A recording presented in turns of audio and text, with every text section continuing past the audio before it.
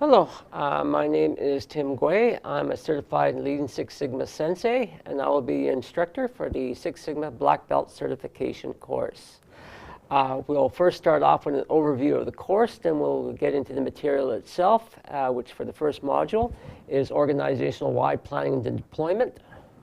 So without further ado, we'll talk about what we're going to cover. We're going to cover the course overview, the fundamentals of Six Sigma and lean methodologies, and so forth.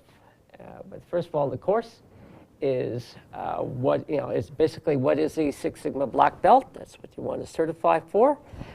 First of all, someone has an extensive knowledge of the Six Sigma principles, tools, methodologies, philosophy, along with the lean tools, philosophies, and methodologies, which is now increasingly being incorporated into the Six Sigma body of knowledge.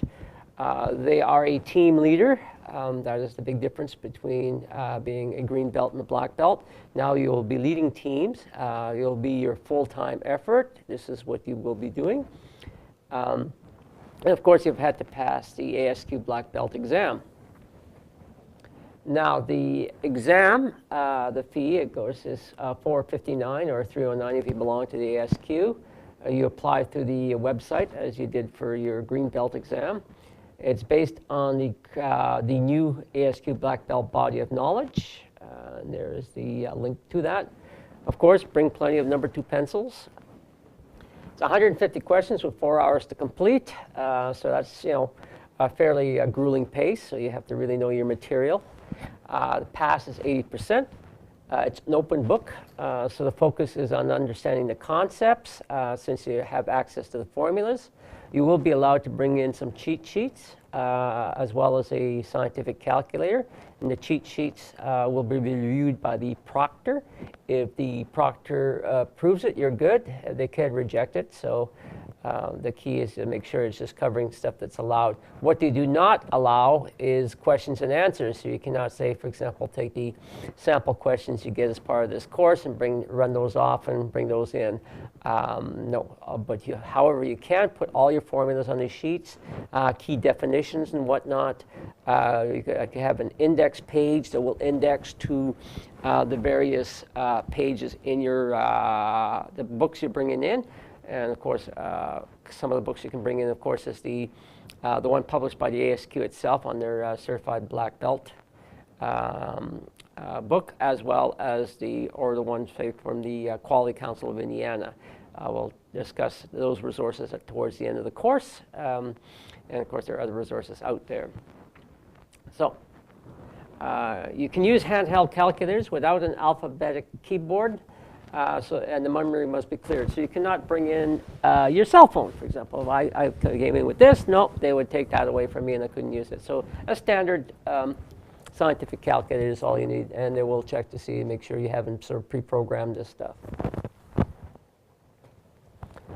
So how is it organized? Well, first of all, the exam is changing. The content of this course is based on the new version, which comes out on March the 7th of 2015.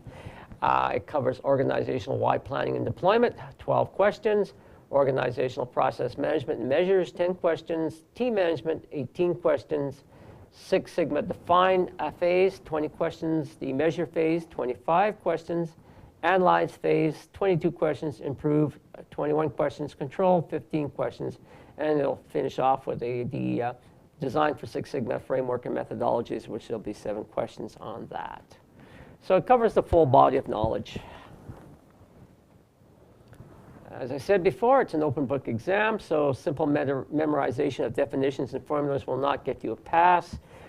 You need to be able to understand the material in sufficient detail to enable you to successfully determine the answer by either evaluating, analyzing, applying, and creating.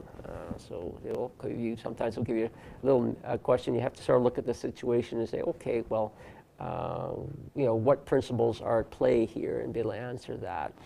And of course, like any of these exams, they'll have answers that look almost right, but you'll have to look for the one that really looks right. And we'll talk about test-taking strategies towards the end of this course, too. And the goal of this course is, of course, to prepare you to pass this new exam, which is based on the 2015 Black Belt Book of Knowledge, which is known as the 2015 BOK. It's divided in sections corresponding to the exam, and we'll have a final section devoted to exam tips and traps and suggested reading, as well as a night before cram session, which all of a sudden you've been procrastinating and, oh my God, I'm taking the exam tomorrow, what I'm going to do? Well, you're just going to go over this section and it'll give you a fighting chance to make it through. It is expected you understand statistical and mathematical symbols and have a knowledge of the green belt body of knowledge, and preferably are already familiar with the black belt body of knowledge, because this, again, is a review course. It's not expected to take the place of a full Six Sigma black belt training course, which usually averages about 160 hours spread over 4 months. You'll do a week of full-time coursework, apply it for 3 weeks as an internship thing, and continue to do that for 4 months. As the exam is open book, the focus is on the concepts, not the formulas. I will show you the formulas, so I'll say, well, this is the formula for this, but I'll not go into great detail into the formula itself due to the constraints of the time we have available and the format of the exam being, of course, focusing on concepts. I will also focus on the concepts. Now, without further ado, let's get on to the